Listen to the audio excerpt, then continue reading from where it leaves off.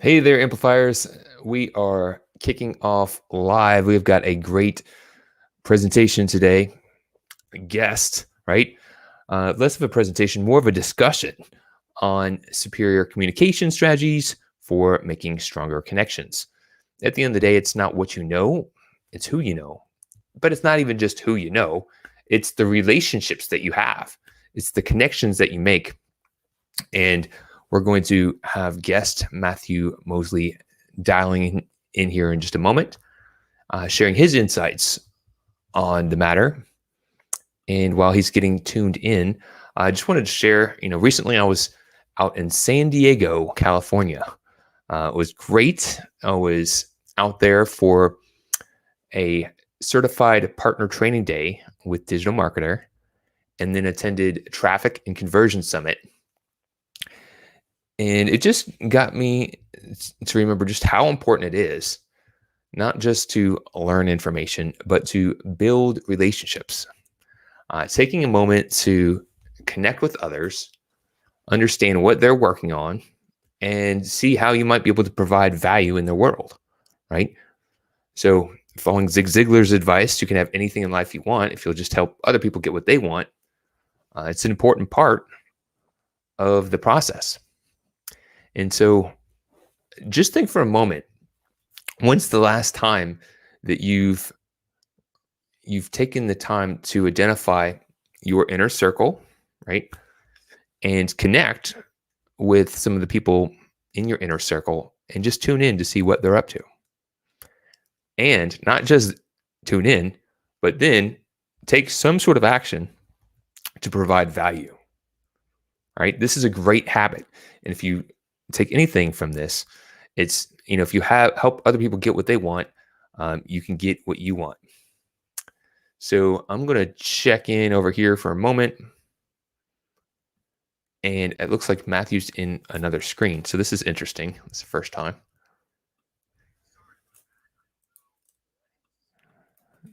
All right, chatting in the link. Oh, that's actually not it. Sorry. Oh, this is fun. Yeah. Here's the link.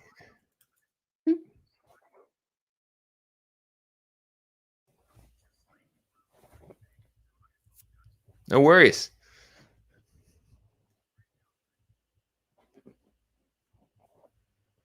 All right, you should be there in just a moment.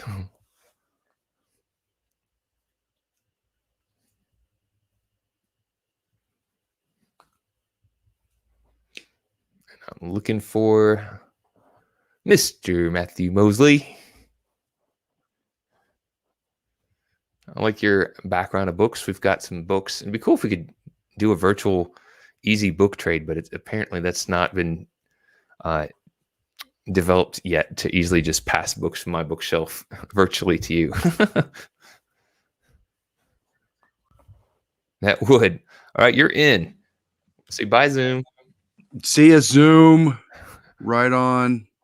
All right, so we are in StreamYard, and I'll give you a little heads up. So growth amplifiers, it's business owners and entrepreneurs that are doing good now, and they have the attitude, the expertise, and drive to continually amplify, take new actions, and achieve new results.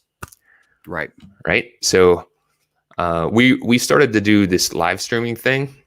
However, a majority of our audience shows up for the replays. So we record this, we edit it, we publish it, and then we share it.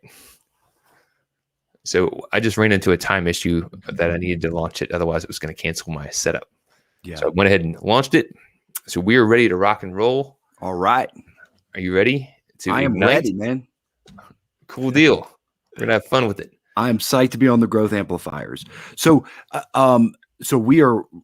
This is going to be for the, the full on. We're live, ready to go. We are live, ready to go. So no rabbi and priest jokes now. Okay. I tell you, let me just grab a copy of my book right here. Sure. And then we are. Okay. We'll probably hack off this first part in the edit. Yeah. Sounds good. Sorry about that. No, you're good. All right. So I'm going to get us kicked off and set the stage, and then I'll bring you back on in just a moment, but just hang right there where you're at. You bet. All right, amplifiers. So as mentioned, I'm going to just start this fresh. Hey there, amplifiers. Glad you could tune in. And they always say this. It's not what you know, it's who you know. But it's not really who you know, it's the relationships that you build. In order to build good relationships, you need to have good communication. So our topic today, superior communication strategies for making stronger connections, is really vital. We have a great guest, Matthew Moseley, managing principal of Ignition Strategy Group. But let's talk about what is the big idea. Well, active listening is a key skill for successful negotiation, right? But doing it effectively requires getting out of your own head and developing empathy. So what's the big deal there? Well, negotiation is a critical skill for everything in life, from your career to relationships, right? So the key is negotiation is communication with results. So if you're tuning in now or on the replay, make sure that you're asking questions. We will try to look back for questions that you ask. Want to share your comments and want to make sure that you're taking action. It's not just what you know, it's the actions that you take. And without further ado, I want to make sure that we give a great introduction to our guest. He is communication strategist, author, speaker, and holds 3 world records for long distance swimming, which is pretty damn awesome. He is also the principal and CEO of the Ignition Strategy Group, which specializes in high stakes communications and issue management for organizations of all sizes. He's got a great roster of clients. And he is also the author of Ignition, which is one of the topics that we're going to be talking about today. Superior communication strategies for making stronger connections is what that's supposed to say. Welcome to Growth Amplifiers, Matthew L. Moseley. Great. Thank you so much. It's great to be here. Happy. It's a wonderful day. Thanks, Kenny. It is a beautiful day. I'm glad to have you in here and talking about communication. I was just at a networking event. It's actually a conference. It's called Traffic and Conversion Summit in San Diego, California. And it reminded me just how important it is, not just to be connected with people, but to build relationships. So if you could give us kind of like the backstory of kind of what inspired you to get on the focus for authoring this book, Ignition. You betcha. It's a great question in terms of, everybody says communication is so important. It's so vital. Yet I find that so many people, managers, CEOs, even in their personal relationships, are pretty bad at it.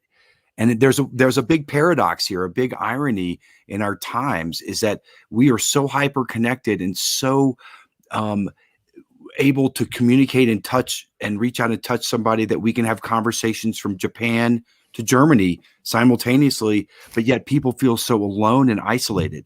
So I set out on a 6-year journey to write this book, Ignition, to really talk about those, to uncover what is the problem here, what is happening, and also to give people some strategies for how they can actually create stronger connections. So that's what the book is about. It interviews 25 to 30 people that are experts at the top of their fields and how they use communications for their own worlds and how they be successful, whether it's fighter pilots, astrophysicists, famed authors and journalists. I had the great opportunity of working with the gonzo journalist Hunter S. Thompson. Wow. We can talk about him a little while later, blowing up bombs in his kitchen. That sounds dangerous. Don't do this at home. Yeah, it was pretty dangerous. But so that forms the basics for, from the front lines of communications and working with all of these clients and all of these interviews and putting them together into a nice, concise book about how people can communicate and make these connections and give them some strategies. Awesome. So we've got the big 3. So I'm going to introduce them and then we'll kind of go through some of these talking points here. One is the actionable tips to improve our communication. So maybe some of the highlights from some of the stories. You bet. 2 would be telling us about why Ignition is such an important book for our times. Kind of brushed on that a little bit, but I'm sure we could dive a little bit deeper. And then 3, your call to action is to be a participant, not a spectator. and what does that mean and why it is important. And we'll kind of start it off with just getting some actions that people can consider to improve their communication. So that would be a great first place to start. You betcha. The second part of the book is divided into 3 different parts. And the second part is really about communications planning. Now, some people kind of yawn and, they're like, oh God, communication strategy, communications planning. But I believe that people do not spend enough time actually thinking about what they're going to say. When the cameras are rolling, when your business is on the line, and one small gaffe can cause millions of dollars of damage and ruin careers overnight, it's important. It's vitally important that you get it right and that you plan for it. So I take clients through, and this is whether, we're working with a CEO at the top level, or even somebody that's going to be in front of the camera, prepping a spokesperson for a legislative hearing, really any number of things. Let's talk about a communications plan that could be a 60-page document, or this could be on the back of a napkin. First, we want to know where we're going. It's very important, and not as easy as it sounds. What do you really want to accomplish here? What are we trying to do that is going to make this sing and it's going to make people take action? That's what we have to ask. What do we want people to do? And then we ask ourselves 3 questions that form the basics of any communications plan, from the White House to city council, to a government boardroom, to a global advertising campaign, and even to winning somebody's heart.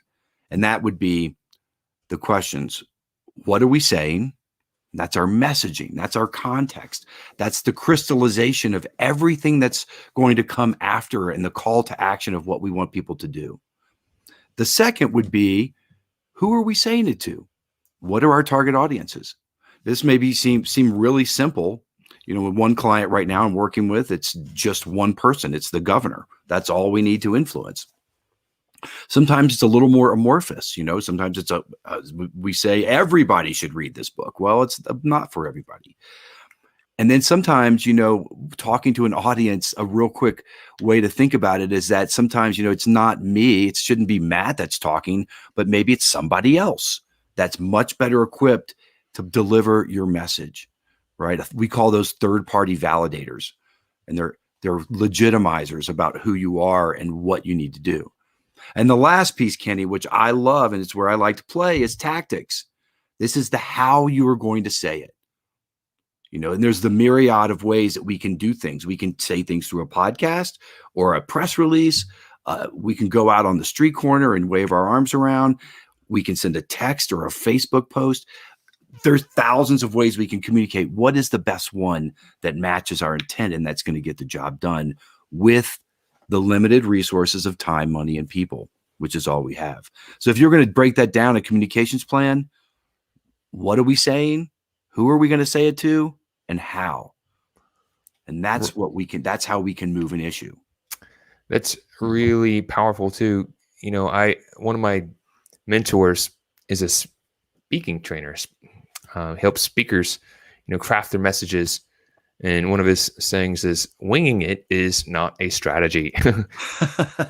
And I couldn't agree more. And I admit there have been times where I've come upon, an opportunity to speak and thought, I know this topic. I'm just going to speak towards it and it'll be all right. But if you get in front of people and you have distractions and you haven't practiced, you haven't really paved that path, you can find this isn't really going the way I intended it to go. And it's a quick example that I outline in the book is a friend of mine, Eric Rosa, who sold Data Logics to Oracle for $1.2 billion. He was poking around, doing some various things, and the CEO of CrossFit said, "Hey, nobody's mourning for George Floyd. Black lives don't matter." On a call with all the franchises. Well, overnight the whole business tanked. Franchises ran away. Eric Rosa swooped in and bought it for pennies on the dollar and is now rebuilding the franchise. That's one gaffe, one time, 1 minute of talking and ruined an entire lifetime of business. And it revealed who he was, but that can be a big problem. I was born in Virginia Beach, Virginia, but I was raised in Louisville, Kentucky. Right. And Papa John's was the pizza place that was the local place Yes. that we always got our, school pizzas from Papa John's. We supported this local company, and it was cool to see them grow into this huge empire where they're sponsoring the NFL. And then, Mr. John gets on a call and he makes a gaffe. Same thing. And whether you know the backstory or not, I'm not going to get into the details, but he said something saying that you shouldn't say it. And it's just like, that was not that was not the thing you needed to do. Kenny, I write about that very episode in my book on crisis communications. That very thing from Papa John's. It was a great example of just, a couple of things, and maybe those things reveal the real person, but was it necessary to ruin lives and careers through those things? But it brings us to your second question, which is, why is this book important for now? Mm-hmm. I touched on that earlier about this great paradox of connectivity versus isolation. Why are we so isolated? And in my research through this book, I found that many, paleontologists and scientists have discovered that our sapiens, the sapiens, one of the reasons why we've achieved dominion on this planet is because of our ability to communicate and to collaborate with each other. And from the earliest times, the earliest dawn of the civilization, there were many other sapient tribes roaming the earth. If you think about that for a second, can you imagine how crazy it would be to walk up on like a different human that didn't, completely different? I mean, hell, Kenny, we can't even get along with ourselves, much less could we get along with anybody else, which was the deal, that we were able to drive them off a cliff and achieve dominance because we could collaborate for a greater good. Right. And so I think that is why it's so important. And I write a lot about that in the book about, good communications, good storytelling is about communicating something greater than yourself. It's a greater good. It's a greater enterprise. And I think sometimes we've lost that in our sort of tribal breakdown of society now. And it's kind of, people are very polarized. And I think what's going to make us survive on this planet and thrive is our ability to work together. And we got to get back to that. You see that from, just the culture, but also, I've been working with some businesses that are going into some whitewater into their growth, and their teams are, starting to pick up some accidental behaviors that maybe they're not helping the team move its mission forward. And you realize that a lot of the challenges that are coming out of this are due to, lack of clear communication. People say one thing, people hear another. What? They have expectations. They're not clearly communicated. And then they're getting frustrated that things aren't working the way they want. So I see it's important for our times because we do have so much distraction and different types of communication, and people are using, chat apps or Slacks or different types of communication tools to get messages across. But there's a lot that could be lost using those tools. Yep. Oh yeah. I mean, it's amazing, if that you ask yourself as a manager, and some of the best managers and leaders that I've worked with have a really heightened sense of situational awareness and emotional intelligence to read the people around them. If you're in a big utility company and you're in a meeting, right, you have regulatory, you have legal, you have the communications, you have the C-suite, you have people that you're really not sure what they do, and somehow that person who's the CEO needs to sort of corral all of those interests, right, and make them all singing from the same script. They're like a grand conductor. Because you ask yourself, you just spoke of it, if people don't know what they're supposed to do and what they're working towards, it makes it really difficult for them to be successful. It just does, and so people that are very good about articulating a vision, Hmm. those are the ones who do the best. Which leads us, it's a great segue into your third question. Right. What does it mean to be a participant, not a spectator? It was a call to the action of the book, and the book began 6 years ago. I was asked to give a talk at this event, Burning Man, and so it was about. It was at the center camp, and it was about gonzo communications. And they wanted to hear Like, about my work with Hunter like, S. Thompson. like the Muppet? Oh no. No, it was Hunter S. Thompson, the gonzo journalist. Okay. And, yeah. And so late one night, Hunter wrote the book Fear and Loathing in Las Vegas. He wrote a number of other great books. He wrote the official documentary, the official kind of history of the Hells Angels. So I'd worked with Hunter on a criminal case to get this woman out of prison. And late night, one night, we were in Aspen, Colorado, outside of his house, and we literally just blew up a bomb. He had wrapped a propane canister with nitroglycerin and gave me a 12 gauge shotgun, and we blew it up. So afterwards, as my heart is racing, we've been talking about different campaigns, different things, and he looks over and he says, "Son, do you know the meaning of the word politics?"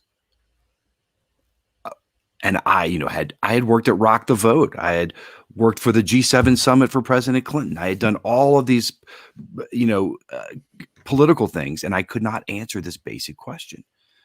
Voting? Wrong. Governance? No. Public policy? No. He said, "Look, son, the meaning of the word politics is the art of controlling your environment. And those who control it best are the ones who win the day.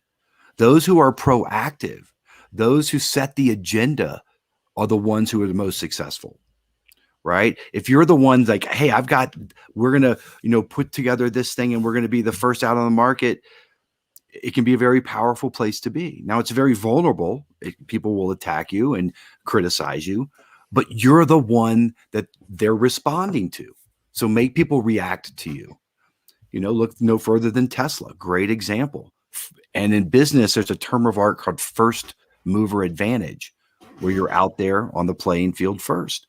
And so when we sort of extrapolate this to the larger context, that what it means is that you're not just looking at things and then reacting to them. It means that you are a participant in the world around you and not just a spectator. And so this is a really important frame of reference, especially for communications, because it's so easy to just sit back and not do anything and not sort of define yourself. Because guess what? If you're not defining yourself, other people are. And that's what's so important about being proactive and having a communications plan, right? And so I would say that was one of the key things. And, being a participant, not a spectator, I'll kind of wrap it up with, it goes back to my open water swimming. Sometimes people ask me, what does open water swimming have to do with being successful in life or in business? I just was the first person to swim 40 miles down the Green River in almost 15 hours straight. I was the first person to swim across Lake Pontchartrain and the Caribbean. I've spent a lot of time thinking about this, and I've also realized that a lot of the same universal truths apply. You set these audacious goals, you train and you prepare, and then you persevere, and then you build the right team to get you across. And the swimmer, I communicate what that vision is and what I need from them to be successful. And it's vitally important to making these things successful and to happening. So I also swim for a different reason, and that is to use my swimming as a way to bring awareness to some of the big issues we're facing. Being a participant, not a spectator, Kenny, as well as anyone that we have big issues facing our planet right now. Yeah. People can't, public education funding, healthcare. And my big one is, I think water is the most critical issue of our time. If we do not have fresh water on this planet, we will die. And so I use my swimming to bring awareness to plastics in the Caribbean, cleaning up fresh lakes like Lake Pontchartrain, and then Western water issues and climate change out in the West. Rivers are shrinking right now, and it's really scary. So it's what we can do and how we can bring things to bear, and being, we're not just going to look at this life. We're going to go out and do something. And I'll leave you with this one final thought from the Hopi prophecy that says, do not look outside of yourself for a leader. We are the ones we've been waiting for. I love that message. I just got done watching a little series on Netflix, and the title sounds a little iffy, but How to Become a Tyrant, something like that. And not that I'm trying to learn how to become a tyrant, but they showed how these people, relatively from small backgrounds, humble beginnings, followed a playbook, followed actions by spinning a message and influencing communication to build empires, like Gaddafi or Hitler, or Idi Amin. And it's not something to aspire to, but you could say this is the power of, how communication can really change and just get a whole culture behind them and impact the world. Now, if it's in the hands of the dark force, right? If you have the bad intentions, then you can create a lot of harm with communication. However, like you're saying, Matt, if you're looking to help bring awareness for a better good, to have a positive impact, you can use the same power to really transform what is possible for a lot of people. And I really love that you have that in your book. Ignition is really not just your take, but you've interviewed some really amazing people. And again, you shared some at the beginning, but if you could just share a few more while I've got it up on the screen. So if people are interested to check out this book and elevate their communication and learn from other powerful thought leaders, this would be a great place to go and do that. You betcha. One of the chapters is about how Mark Williams, who's a former F-16 fighter pilot from the Iraqi war, and how they use communications in being successful in flying planes. I have a great chapter from Michael Antonucci, who's a producer at Disney, and he's a great guy. Gives us a lot of great stories about production and creating realities from whole cloth. I chronicle the MSN, the Microsoft Butterfly campaign that was spearheaded by a good friend of mine, Tom Giovagnoli, and kind of walking through how they used the hero cycle to create a little butterfly that was the biggest global advertising campaign of its era. And then there's a chapter that ends part one about my time at when I was starting my career at the famous restaurant Commander's Palace in New Orleans, where Chef Emeril Lagasse was just starting to cut his teeth, creating his signature slogan, BAM. And that was about learning situational awareness from one of the top restaurateurs in America.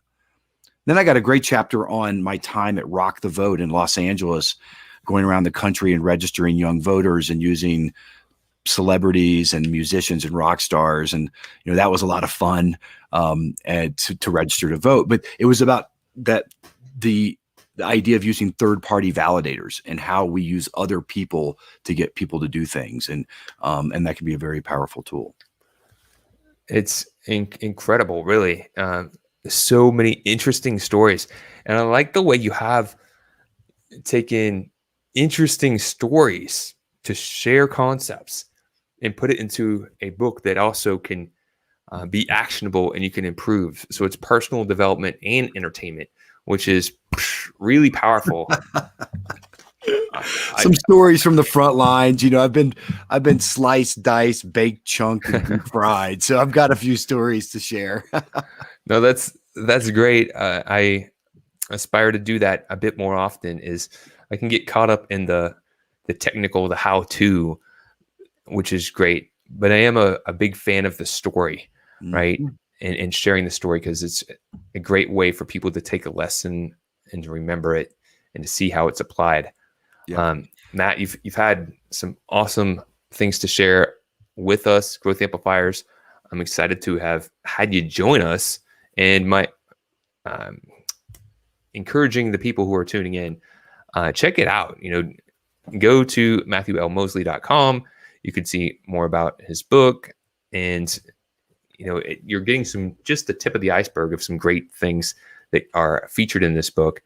You could see we're both big fans of reading. It's how you grow and stimulate your mind. So feed your mind with new great things, take new actions, get new results. Matt, you shared a great quote, which is probably a really great way to close this. But I'd ask you if you could end us off with one more thought, just something that you've learned on your journey that could help others on theirs as they continue to amplify and grow. Anything that you learned doesn't have to be communication related, but it could be. And I'll let you have the last word. You betcha. You mentioned stories, and people talk about stories and telling stories, and they always say, well, nobody tells you how. Nobody really tells you how to tell a story. I've got a chapter in here about using the hero cycle as a way that we can put ourselves into a frame to tell stories and give meaning to our lives. So I encourage everybody to do that and use that tool. But it's been really wonderful being here, Kenny. I so appreciate the time. The only thing I like more than writing is talking about writing. So it's been a real fun time this morning. It's been great. Thank you for your energy, for what you're doing, and for the effort of bringing awareness to our world and our water. We're all going to need that. We definitely appreciate you and look forward to catching you around and continue being an amplifier. You betcha.